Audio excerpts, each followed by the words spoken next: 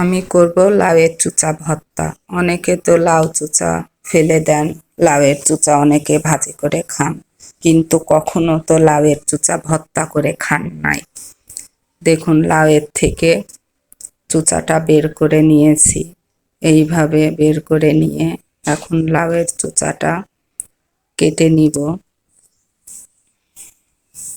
কুচি কুচি করে, আর তার সঙ্গে দিয়ে দিব একটা আলু।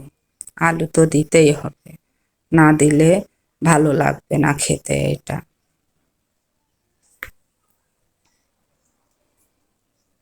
দেখুন, এইভাবে কুচি কুচি করে কেটে নিয়েছি লাউয়ের চোচাটা, তার সঙ্গে একই রকম করে আলু একটা কেটে নিয়েছি। এখন তার সঙ্গে দিব 2-3টা কাঁচামরিচ আর 2-3টা শুকনা মরিচ, রসুন আর পেঁয়াজ। লাউয়ের চোচাটা কেটে ধুয়ে নিয়েছি, নিয়ে চুলায় দিয়ে দিছি।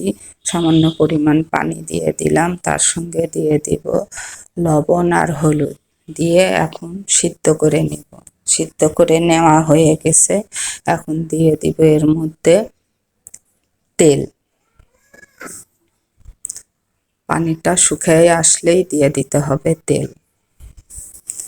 তেলটা দিয়ে এখন বাদামি রং করে ভেজে নিতে হবে এই চোচা আর আলুটা।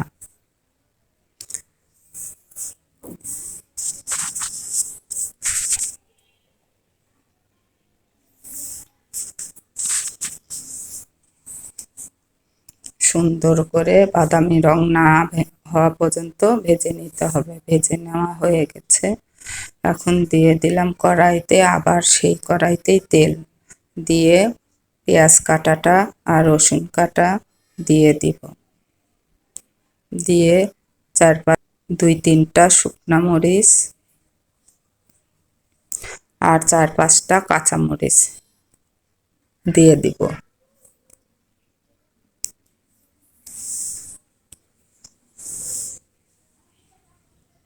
দিয়ে লাল লাল করে ভেজে নিব সব একসঙ্গে।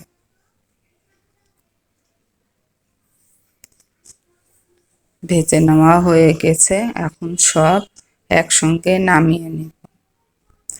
নামিয়ে নিয়ে ঠান্ডা করে নিয়েছি, নিয়ে ব্লেন্ডারে দিয়ে দিয়েছি। তার সঙ্গে দিয়ে দিলাম কিছুটা ধনিয়া পাতা কুচি, দিয়ে এখন যাব ব্লেন্ডার করতে। দেখুন, হয়ে গেল আমার লাউয়ের চুচা ভর্তা। কেউ যদি কখনো না খেয়ে থাকেন এই লাউ চুচা ভর্তাটা, তাহলে একবার হলেও খেয়ে দেখবেন। এত মজা এই ভর্তাটা, আর কখনো দিবেন না। লাউ ভাজি তো খান, কিন্তু লাউয়ের চুচা ভর্তাটা তো কেউ খান নাই। একবার হলেও খেয়ে দেখবেন। আমি তো প্রথমে অবাক হয়ে গেছি যে এত মজার ভর্তা গরম গরম ভাতের সাথে খেতে। একবার হলেও খেয়ে দেখবেন আপনারা। আল্লাহ।